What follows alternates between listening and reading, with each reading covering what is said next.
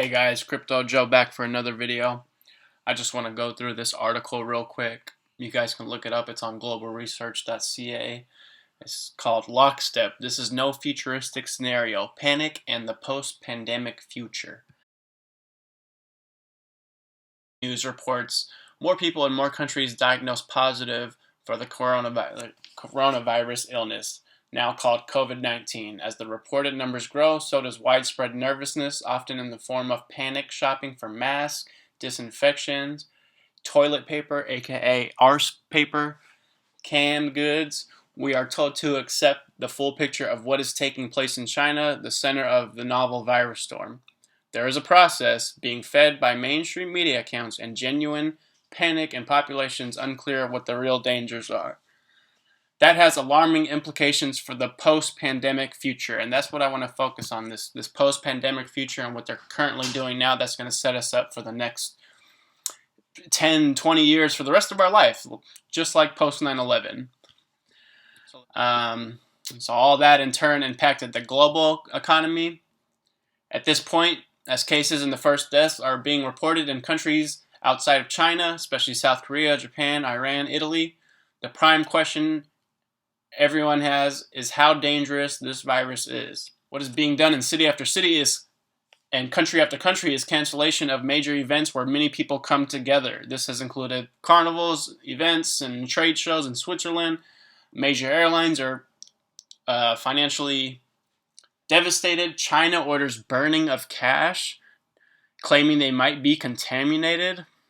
I have some videos on kind of the digital dollar and how they're trying to get to a cashless society, so they can for mainly the purpose of tracking everything, so you can't hide anything. Which hopefully crypto can solve that if they do decide to try to track us all. And to an extent, we already gave up all our data after 9/11 with the cell phones, the Patriot Act, and in my opinion, these things are just another step to give up more data. And it's up to us to take back our data. But let me continue. Countries are introducing laws such as in the UK allowing legal detention of citizens who have committed no crime who might have a virus. Here, facts become very imprecise. As of March 3rd, 2020, according to WHO Director General Tedros Adhanom. By the way, look at his title, Director General. He's not a doctor, he's not a scientist, he's a Director General. And he looks like a Bond villain. Worldwide, there were a total of 90,893 cases of COVID-19, with 3,000 resulting in death. Based off those numbers, he said this is a 3.4% mortality rate, a figure highly disputed by other health experts, but he rolled with it. And he compared it to the flu and said, oh my god, the flu only kills fewer than 1%, and this new virus is killing 3.4%. The problem is that no one can say precisely what the true death rate is.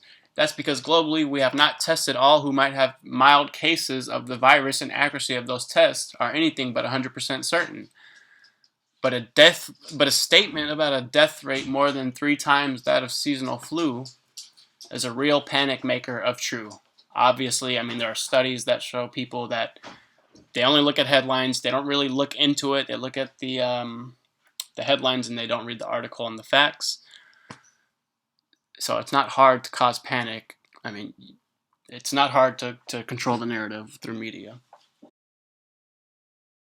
The reality is very likely a far lower true mortality according to epidemic experts. We do not report all the cases, says Professor John Edmonds of the Center for the Mathematical Modeling of Infectious Disease. In fact, we only usually report a small proportion of them. If there are many more cases in reality, then the case-fatality ratio will be lower. And that's common sense. You don't have to be an expert to understand that the numbers are probably off. What you can say safely is that if you divide the number of reported deaths by the number of reported cases, you will almost certainly get the wrong answer. The World Health Organization under Tedros seems to be erring on the side of spreading panic.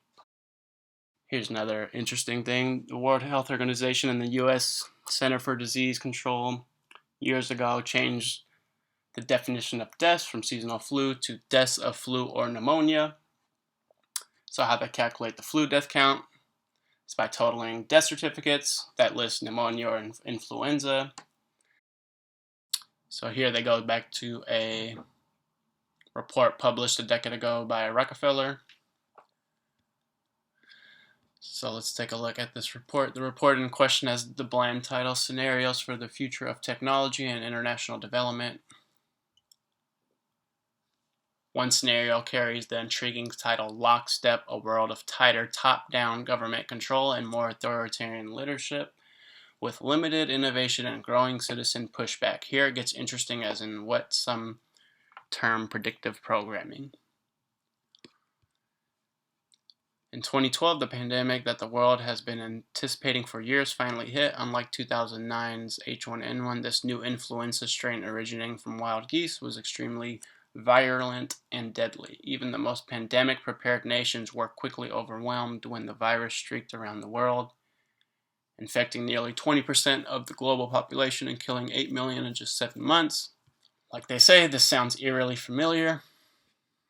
During the pandemic, national leaders from around the world flexed their authority and imposed airtight rules and restrictions, from the mandatory wearing of face masks to body temperature checks at the entries to communal spaces like train stations and supermarkets. Even after the pandemic faded, this more authoritarian control and oversight of citizens and their activities stuck and even intensified a firmer grip on power. A relevant question is whether certain bad actors, and there are some in this world, are opportunistically using the widespread fears around COVID to advance in the agenda of lockstep, top-down social control, one that would include stark limits on travel, perhaps replacing of cash by sanitary electronic cash, mandatory vaccination, even though the long-term side effects are not proven safe, unlimited surveillance, and the curtailing of personal freedoms such as political protests on the excuse it will allow identification of people who refuse to be tested or vaccinated. So now I want to go to some examples of this happening right now, from your mayors, from your governments, or from your governors. Let's go over to Chicago. Directed Superintendent Brown to order all police districts to give special attention to these parties. And this is how it's going to be. We will shut you down. We will cite you, and if we need to, we will arrest you, and we will take you to jail. Period. There should be nothing unambiguous about that.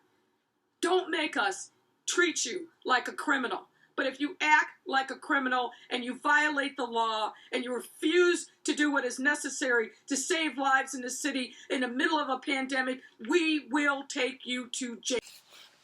So while the mayor of Chicago is ready to lock people up for trying to get together, disobeying these very vague laws that nobody knows exactly what they are because they made them up 10 minutes ago, she's ready to arrest people for violating that.